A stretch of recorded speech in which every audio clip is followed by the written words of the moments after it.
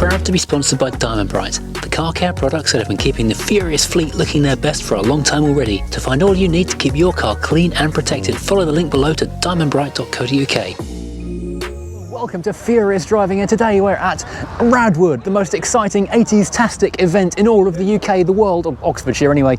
I've come down today in Viii, the Volvo, which came, I'm not going to say faultlessly because the clutch started acting up in traffic a little while away, but following me into the event was this rather cool Mercedes 230. It's a pre-injection model and it's in an absolutely fabulous caramel colour.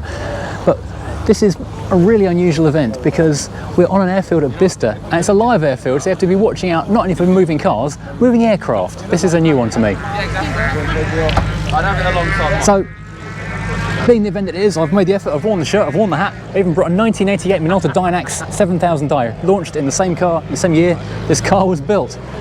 I've not tested it yet, so we're shooting my Canon 600, or EOS 600, which is also 1989, so keeping period. Anyway, right, let's go take a walk around.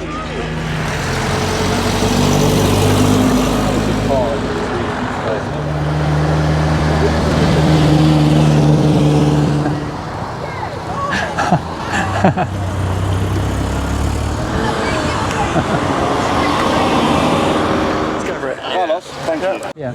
Oh, check out this Torslander. How cool is that? Followed by the diametric opposite, a Vauxhall VX220, a car I'd actually really like to own. And there's a glider. I'll be honest, there's so much going on already, and the show's only a little while open that I can't pick out every single car for you, but a very fast overview, a look around some of the highlights, and we're already looking at a highlight in the form of this Audi, the Gene Hunt Specialist, 1981, I'm having hoops for my tea, and all that kind of stuff. This is definitely the German end of the row. Mark I Golf next to a lovely E30. Dolphin grey, if I'm not mistaken, four-door with a leather and a manual. It is unbadged, so I'm going to say 316. Sorry if this is yours and it's a 325. Rivals side by side, the Golf and the Escort, fighting for dominance throughout the 80s and the 90s. And a shark-nosed BMW, again another rival, a Saab 900 Turbo and a convertible. This is the car you expect to be, because it's such a big heavy car, an amazingly solid convertible, actually surprisingly floppy than you think, but wonderfully quirky and enormous fun. I've always been a big fan of a Saab, but I've never owned one. And now I've got the Volvo more or less done, maybe it's time for a change. Can I change sides? Can I switch allegiances to different Swedish brands? I don't know. Now, 8 Series, this is an amazing shark of a car. Supercar money, but no longer that kind of thing on the second-hand market, but still supercar running costs. This is an 840. Those exhausts will sound tremendous, and it's pillarless, frameless when the windows goes down, all the way around. Amazing vehicles. E36, always good to see. Oh, I'm very excited about this little bronze beauty. This is a Punto convertible by Bertoni, no less. We had a silver one with a blue roof many years ago. It's an ELX. Would I be right in thinking that all of the UK convertibles are ELX? I'm not sure. Look at that interior, look at that fabric. So already I've gone on off a tangent of not focusing on individual cars and just looking at everything. There's too much good stuff here. Now this is a fairly well-known Cavalier Calibra. Seen at a lot of shows around the country. I think it's the only survivor in this particular spec. We've got a couple of Porsches just here, a 928 and an early Boxster. You forget Boxsters are as old as they are. Kind of back to where we started again. We've got a Porsche, and that Mitsubishi over there. Oh my word, there's too much good stuff. I didn't even notice the fact that this Mercedes is next to a Skyline and a 6 Series, but I'm going to focus and ignore all that kind of stuff and get very excited about this Boxster 4C Alpha 33. Oh. And this is the Mark III with the wedgier styling and the fake split rims. And this is a car I desperately wanted in the 90s, but I can only afford a Mark II and it was woefully unreliable. But same car underneath, so I imagine there's not much difference depending how well it's been looked after. Lovely deep metallic green wind deflectors, which I think, well, these are factory option if not factory standard. There's a Ferrari nipping over there. Next to a lovely little Renault 4, how cool is that? Now some rotary action. 1993 Mazda. It's interesting, the later ones really went crazy with the rotor-shaped detailing everywhere. This one has none of that, really. Just on the badge. That's in front of a big, solid, dependable Audi from when Audis were very, very pretty and smooth and discreet, and next to a slightly less discreet Jaguar. Those wheels hint maybe it's something a bit cool, and that badge does too. It's an XJR. Couple more BMWs. Another Skyline. Wow. Complete with Japanese stickers hinting at where it may have come from. And this little Nissan behind it is very interesting. This is, what are we looking at here? Sunny Coupe from E 1988. Curious, these wheels look very aftermarket, but they have got Nissan hub centres, interestingly. Another 325 one, because what I call it 325, it's an E30 estate. Manual again, oh, all the good stuff is here. Really wish I had one of those still. Oh, another GTR, blimey. Skylines in abundance. And another Volvo, we'll walk over to that Volvo in a second. Metro, an MG Metro. Metro. This show is turning out to be way bigger than I thought it was going to be. Nice Jag. Beautiful wood in this one. It's hard to stay focused on one thing, because here we've got a Ferrari 308 Quattro Valvolet with the number plate Crazy. What a cool car. Look at the switch gear in this thing, it's amazing. Excellent dashboard detailing. Even got a Magnum PI floor mat. This is awesome. Love this thing. That's next to Nissan. Sorry, not that I'm talking about Toyota. A 3-litre Toyota Supra. I don't want to jump in with an incorrect description to you soon, but I'm very excited by this Fiat Coupe behind it. Absolutely love these things. Designed by Chris Bangle. He of the Bangle BMWs, but also of the Alpha 1, 4, 5 and 6. A very controversial designer. Love, hate, and I'm kind of split between half the cars he did. I love half the cars he did, I'm not so keen on. Another little Porsche. This one's a turbo. Ooh, that's a bit rare.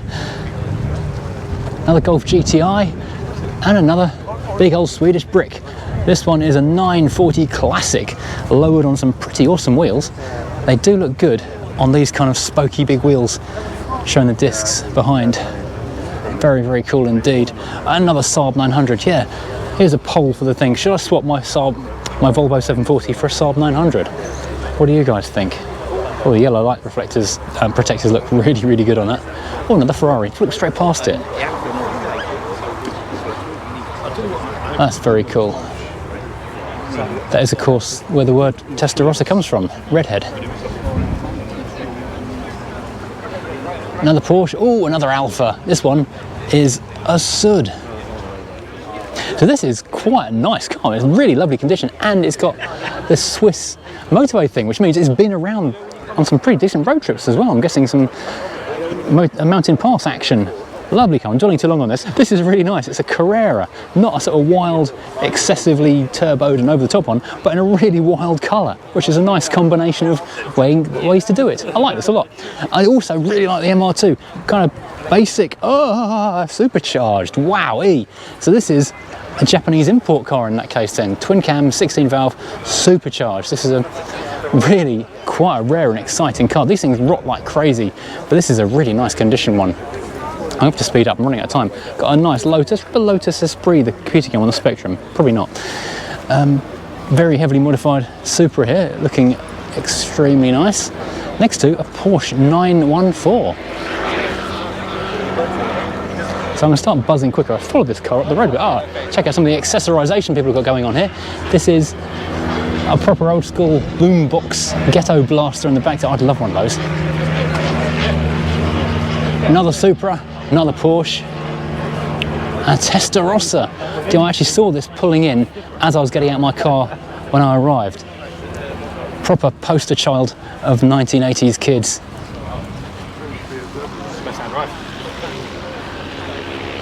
Wow, awesome. This was the wildest car on the planet in the 80s. If you didn't want one of these, what was wrong with you back then? And I absolutely love the fact that shows these days are so inclusive and different and open to just park it there kind of thing. Ferrari Testarossa, several £100,000. Mark II Astra Expression on a P plate, 1996. Quite a nice condition, to be fair. Not a bad little car. Oh, hello. Celica Supra.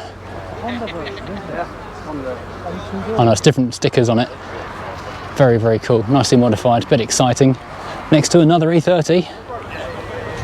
Oh, Maserati. I've been talking lots about Maseratis around home recently. Don't know why I want one. I know it's a world of pain, but they are very, very cool indeed. This is a 90s Quattroporte next to something I actually, believe it or not, want more. A 306 GTI 6. This is one of the sharpest handling cars of the 90s. There is one for sale, I think, on auction site at the moment, which I would actually be willing to sell my 200 VI and Alpha 145 for. Such good little cars.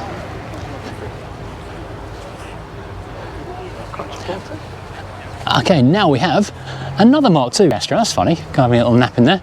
Convertible Jag. Oh, this rather wonderful little Honda. Lowered a little bit. There's an information sheet to tell us all about it. It's a Prelude SN. One of only 4 Honda-matic auto gearboxes in the UK. Lovely in gold. Really, really cool little thing. That droopy tail end is very different. Awesome. Honda-matic, who knew? 205 GTI with a BMX and a ghetto blaster. Fabulous. If you saw the Apple 2000 Maestro video the other day, this is the car that basically killed it in Bulgaria. Old Ford Escort, Mark III Escort in bronze. I'm going to be more excited than that with this. This is a Sinclair C5, and this one I'm going to assume actually works, because unlike mine, it's all in one piece and doesn't have bits dangling off it. This will go 0 to 60 if you put it in a van. A top speed of about 15 and a range of about 15 miles. Wow. We've gone from Lancia, we've gone from Maserati to Lancia. Very cool, very rare in this country. Another Jag, another Audi, Polio. From Motorworld, no less. Another MR2. Don't see many MR2s. And a Saab 99 Turbo. Is it left hooker? Yeah, old French number plate. I'm guessing this has been imported from France. Amazingly 1980s colour scheme. That does not get much better than that, does it? Fantastic.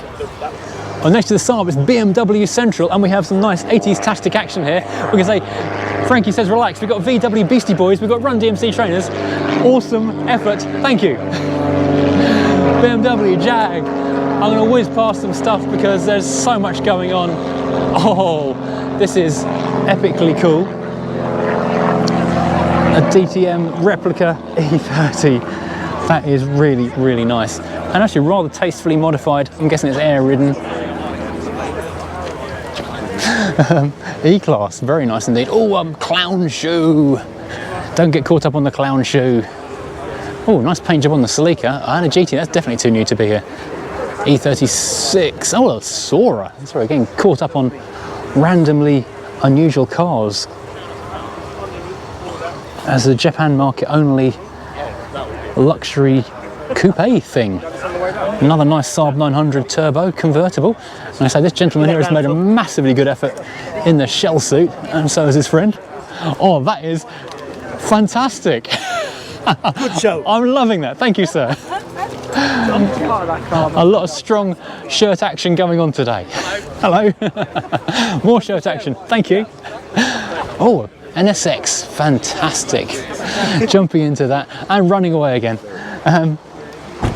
Another big Volvo. This one is a V70R, so that's on the cusp of too new, but great colour though, so I'll let it off.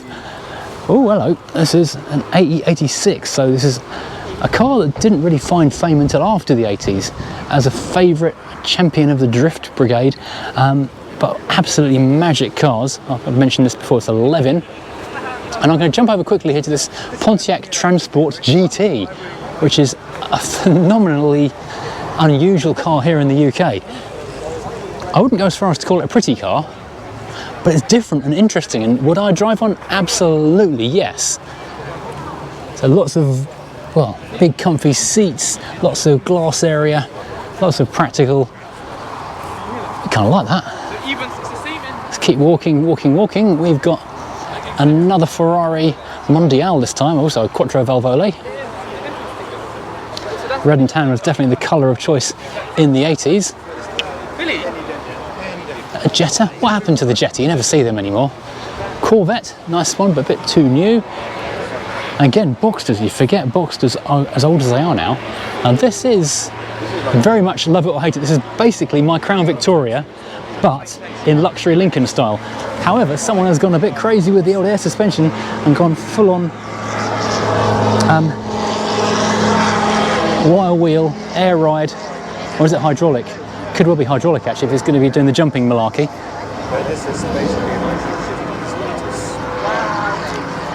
Lincoln Lowrider.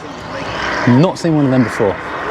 Next to a rather interestingly BBS'd up Mercedes.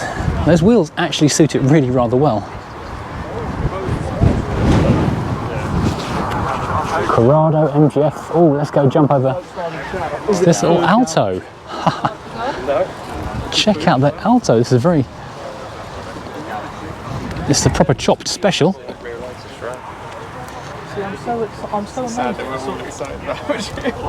JDM A car beauty, but performance K car. Very fun.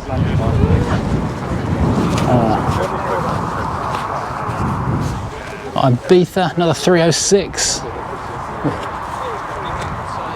And this is, I have to check the badge on this one, I'm not 100% sure before I commit to anything. A Toyota of indeterminate origin. And a lovely base model Fiesta Popular. Oh, chicken Fiesta box and smash hits cassette tape. Living the dream. Oh, Corvette C4. There, I'm not talking about C4.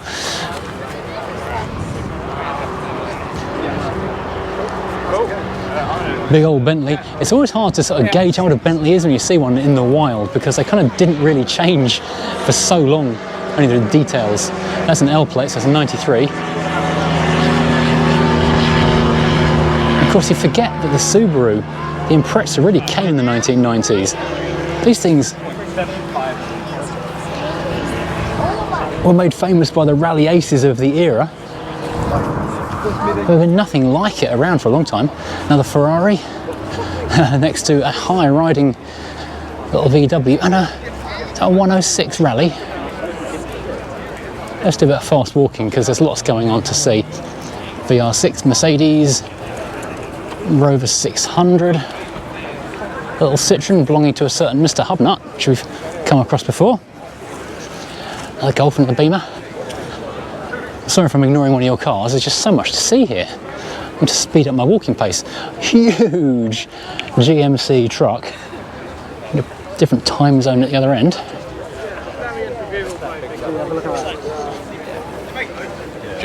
Okay, let's go pay some attention to something at last. This is a Mitsubishi Colt Cordia Turbo, a vehicle I've never seen before. Really interesting. I love the 80s-ness of the interior, the square edges and the orange detailing. I like the velour cord. Beautiful. Interesting car. Next to a Honda CRX. There used to be an entire race series for Honda CRXs. Brilliant little cars. Oh, Honda Beat. Oh, there aren't many Honda Beats in the UK. This one's on Japanese plate still, presumably for the show. What a cool little thing. It makes a cappuccino look oversized. Really cool little thing. Oh, a TVR. You don't really see these wedgie TVRs very much anymore. 350i. This is a Rover V8 in space frame chassis and glass fibre body, a Tasman 350i no less. I'm sure I had a poster of one of these on my wall when I was a kid actually. G40, so that is a very discreet wolf in sheep's clothing kind of all around, sheep in wolf's clothing. Oh, I said it right first time. Little car next to another one which is very discreet. This is, of course, the Audi Quattro, the S2 with the Porsche brakes, and all the Porsche work goes underneath the skin. Really cool. Wonderful, wonderful thing. And next to a Daihatsu Cuore. Cuore is, of course, the Italian word for heart. So this is why it's so cute. Jag, Audi. Lotto 5, another Volvo. And this is interestingly lowered, different wheels to mine. So this is like mine but a GLE, so it's marginally posher. Oh, it's all brown, got leather and everything. That's it's a GLE. It does look good in lowered form. It does tempt me to do that. Another Saab 900. Turbo is always very good. And another Fiat Coupe. Where have these come from? I've seen Fiat Coupes for ages. Now there's everywhere. I'm going to quickly nip over here because we've got another Alpha of beautiful condition. A 2.5 litre Gta V6 in a really unusual gunmetal grey metallic. Lovely condition as well. These have really become big money in recent years. Those seats are fabulous. And it's got the era when everything was like a diagonal slash on the door cards, and that pattern is repeated into the seats. Got the fantastic Alpha V6 engine in it, one of the all-time greats. Another rapid Audi, an S6 this time. There was a period when the only fast Audi estate car you could buy was really going to be an Audi. A practical one to be a Volvo, a fast one to be an Audi.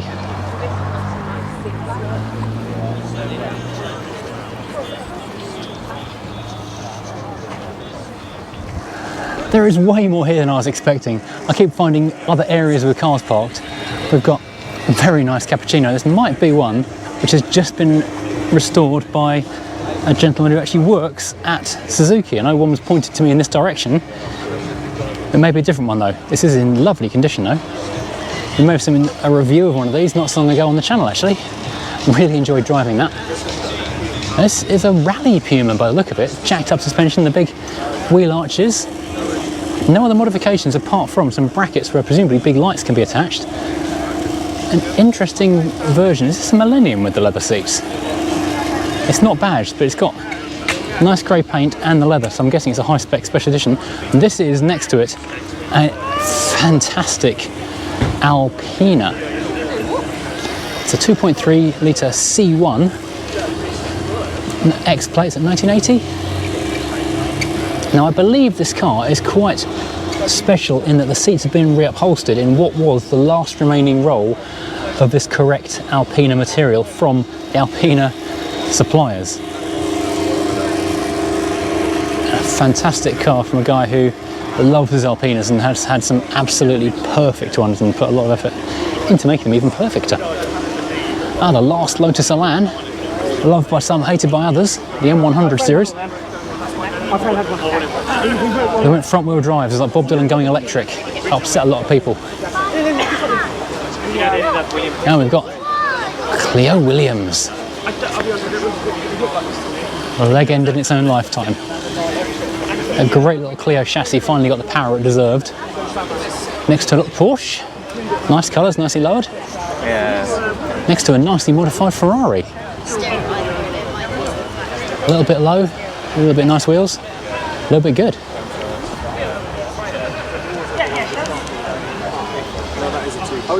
Next to a very cool coloured Testarossa. It's nice to see one not in red. It makes a real change. See one in yellow. Cool. Next to the 106 Rally and an X19 which hasn't rutted to nothing. These are amazing cars. The chassis, the handling, everything in these cars is just brilliant. Designed by Bertoni, obviously. Proper little mid-engine blaster, but damn do they rust. It's such a good event. So many nice cars and lovely people here as well. Really quite enjoying this show. Now we have a Cavalier SRI Mark II, one of the highlights of Vauxhall's heritage really. Everything came together, everything worked right on these cars. This has even got rear screen louvers. Fantastic. Oh, so much good stuff on this car, all the accessories, the cassette holders, the Cairo seats, lovely. And finally in this little area here, we have got a full-on rallied up Fiat Cinquecento with a light cluster on the front, which has been hidden over for protection, raised suspension, the mud flaps. Hasn't got a cage though, so just light rally duties, I guess. This is really cool. That is amazing. That's one of my favourite cars of the show there. Right, let's take a bit more of a walk around this other area of the show. There's some more interesting and exciting things. You may notice the stability has changed somewhat because the GoPro battery went flat and I couldn't find the spares. We're now on the Nikon, which is not so stable, but this is a rather nice Honda CRX. Lowered, different wheels, looking good, upgraded brakes and everything. Now this for me is peak 911, an 80s Targa. That is as good as it gets as far as 911s go in my book.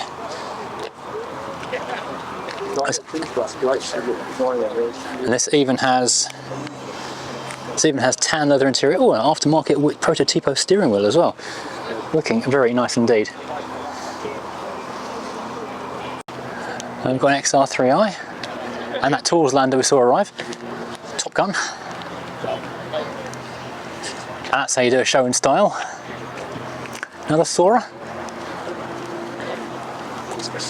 And this is exciting. We saw this roll in and I couldn't get the camera moving in time. This is, with handling by Lotus, an Isuzu Piazza Turbo. Properly rare car. There's only a couple of these in the country that I'm aware of. This is lowered. I don't think these are standard wheels.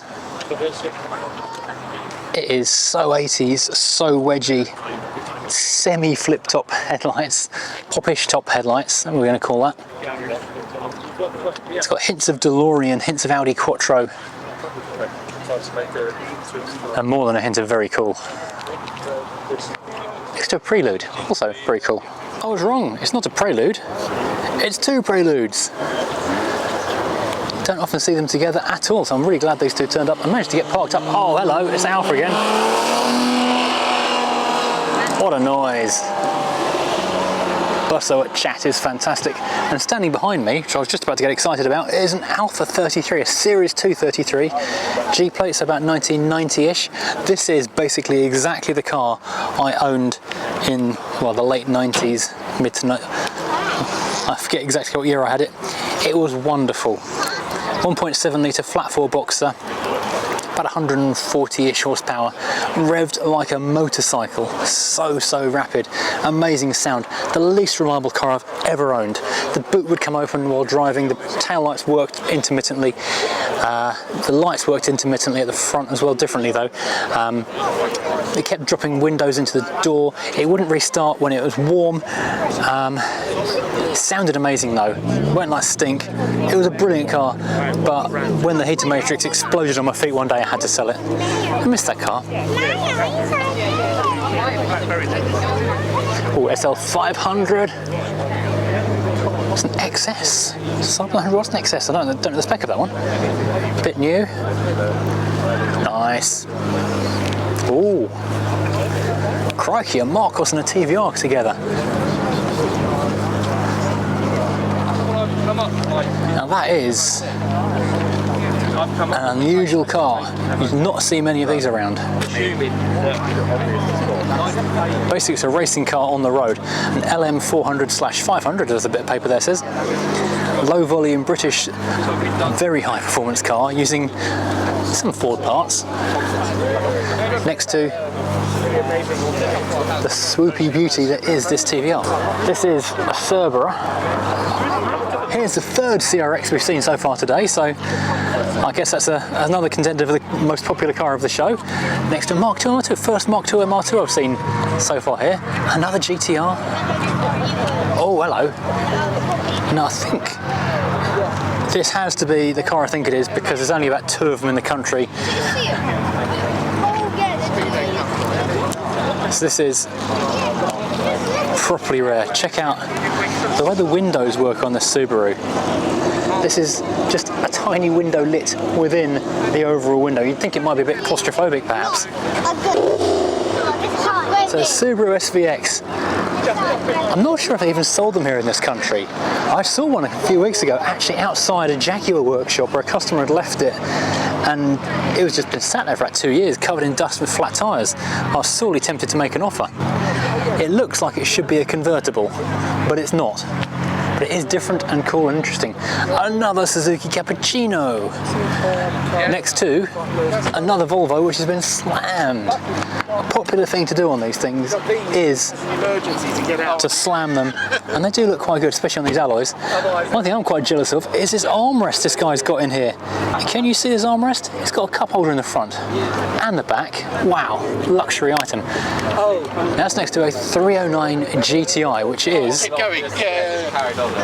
a car possibly better to own and to live with and to drive, dare you say it, than a 205 GTI. Rarer though, because I didn't have the cachet of the 205 for a long time, and now they're finally catching on. They're mega rare, and that is next to something else mega rare, an Alpene Gta V6. This is awesome. Rear engine V6, incredible handling, taking the concept of the original and putting it in a more modern, more luxurious body shell. The brand has made a bit of a resurgence recently with a new model, but this is an absolutely brilliant classic. A nice number plate as well. Another Audi S model. This one's an S6. Next to a, wow, dazzlingly 80s coloured Ibiza. I mean, that's a 90s car, but it's an 80s colour. If you're ever wondering what happened to all the neon, it's still in the 80s. Oh, check this out. Toyota Corolla Estate on a K plate. What model of Corolla is that? Is that Mark III? Oh God, I can't remember. There's too many Corolla models. That's awesome. I might change the wheels if it's mine, but I love the lowering and I love the body style. Bit more cool stuff in the parking area. That is a bit new, but this Holden is epic. This is how many litres V8? I can't remember off the top of my head how many litres the Monaro V8 is, but this is just insanity. There's virtually no traction control, virtually no safety features apart from airbags for when you crash. This has got multiple car seats in it. Fantastic. Australia's greatest export. This is interesting. Someone actually flagged this car to me on Twitter in the street just a couple of days ago. How bizarre. Next to another Saab 900 and another Alpina, an E30. It's a sort of C2 being the E30, a 2.7. All the Alpina bits, the Alpina graphics and lovely wheels. Pretty car. Next to another Saab and another Boxster. And the universe is telling me something with all this bounty of Boxsters. This 520, it's not an E-Place, that's 88. It looks older for some reason. But immaculate condition.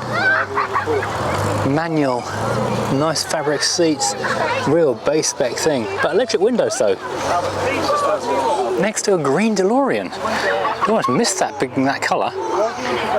Almost none are actually painted any colour at all. This is like British Racing Green, pretending it's a Lotus or something. That's the PRV V6 in the back. Gull-wing doors, as you know. All left-hand drive and built in Belfast. Ah, this is a little special edition Pandorama. 1990. Still loads of these banging around in Italy. We were on holiday there a couple of weeks ago and there was still an awful lot of them working for a living. Mostly, bizarrely, when I say working, I mean literally working, like builders on the way to building sites with like tools and scaffolding and stuff in them. Incredible, working hard cars. Next to a Griffith 500, another little compact but deadly car. Beautiful, dangerous. So we have got another area of interesting parking. Some really cool and special cars. I don't even know where to begin with this. So let's begin at the beginning. we've got another 911 Targa, red, black roof, perfect combination. But we just focused on that a second ago with the black one. So let's have a look at this Bmw Z1. This is basically a show car that came to life. If you're wondering where the doors are, this is the top of the door. They drop vertically into the car to get in and out. And check out the interior. It looks like it's been done like madly for a car show concept thing, but this is literally how they came. Incredible bravery from BMW to build something so cool and so different. The Z1 is one of the most cool things you'll ever come across. They were totally neglected and forgotten by the car collecting community for a while, and now people are going, oh wow, that's really cool. Next up, E30, done a few E30s already. That was a convertible, another TVR 350, and a little EX8. Do you know what? I think we've actually driven this car in a video, which I might try and remember to link in the description though. It's a Pulsar NX convertible, which is, I think from memory, a Japanese import, not sold in the UK. Basically the Pulsar with the roof locked off. It's done by the same company in California who did the sleeker convertibles. SD1, always time for an SD1, but very nicely modified. Little Honda Civic as well. That looks great. So I just walked around the back of the Honda Civic. It's Turbo Technics. That is really exciting. So this is the Turbo Technics Turbo, bought from the owner's friend as an unfinished project because he tried to put the turbo and an Acclaim engine into the Honda Mark I shell, couldn't make it fit. He'd been talking to Turbo Technics who hadn't helped. The owner then spoke to Turbo Technics themselves, who again were very unhelpful, but he badgered and badgered the CEO of the company and found him on Facebook, and then he sent him all the paperwork on actually how you fit that Turbo Technics kit on that engine in this body shell, like it's something they've been doing all the time anyway, and now it runs and it drives. Incredible. Muttered various times before. We had a Barchetta before, black on black on black, black roof, black bodywork, black things, interior. Basically a Punto chassis but with hand-built bodywork. Every car is, well, a couple of millimeters slightly different around the shut panels and stuff, so you could crash one. It's an absolute nightmare. Really, really nice cars. Left-hand drive only, I was about to say, but this one's right-hand drive. That's interesting. This must be a personal conversion, which I was not aware was a thing that anyone did. So this is quite fascinating. This is done by a company in Humberside who've not done a complete right-hand drive conversion, but most of a right-hand drive conversion. So your controls and things are on the correct side now. But they've not angled the center console back to the driver. It's like driving a Marina with the radio facing the passenger. And they've just taken a saw or something to the dashboard, cut it into sections, or we don't know exactly what they've done, but yeah, it's the original dashboard with the binnacle moved to the right. Yeah, unusual. I've never seen one of these done before. I didn't know they even existed. So RADwood has delivered. Incidentally, these are the best door handles of any car ever. Very nice Corolla. Very nice Scirocco. A Diet Pepsi bag on the back, nice more 80s detailing. This car belongs to someone who's very big on Twitter, worth a follow. Oh, the white steering wheel. This is a nice upgrade. Another rotary, Testarossa, and another Saab, and another Esprit. This one's a turbo in an absolutely fantastic colour. Great wheels on it too, really cool cars. Mark I Golf, is that a Clipper? Wow, a Transit Smiley camper van. Now that is genuinely exciting to see one of those not crusted so badly you can put a foot through the floor. What a cool vehicle. MX-5 of course, a bit of Americana here. An F250 truck, back when an F250 was still something you could park in a regular parking space. And even then, when they weren't too massive, look how big this load bed is. Huge, huge, huge thing. Next to something quite small, a Nova. Car we loved to hate back in the day, but now they look so cool and cute, and just those little box arches are brilliant. G40, of course, Celica, another DeLorean. This time we've got the gull wings up so you can actually see a proper look at this thing. And you've got the stainless steel body on this one as it is intended. Or right-hand drive conversion, a second right-hand drive converted car in as many minutes. Again, this thing shouldn't exist. So this is quite interesting. This is actually one of the prototype right-hand drive cars. They built about 30 or so to, prototype and type approve the right-hand drive version of the model. About 15 survive after crash testing and so forth, or survived. However, never made it into production because of obviously what happened to the company not making it, well, very far, sadly. But wow, what a cool thing. Been in the owner's family for about 28 years. Now this is properly exciting. I'm hoping that background music isn't too loud for the copyright people to take offence at. This is a Lincoln Mark 8. Obviously an American only vehicle, not one that we've got over here in the UK. I think I've seen this car on social media because there's only one or two in the UK. It is a huge personal luxury coupe thing. Not that much smaller, if any smaller at all, than the Crown Vic.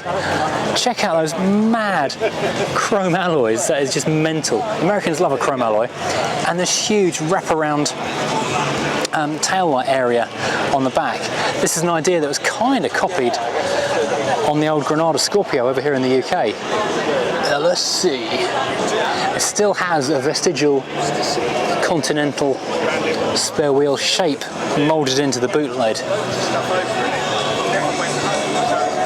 Wow. Huge car, 2 doors. Oh, thank you, yeah. Oh, it says remote locking, or you have the key code like Ford's had at this time. Introduced in 1992, these cars.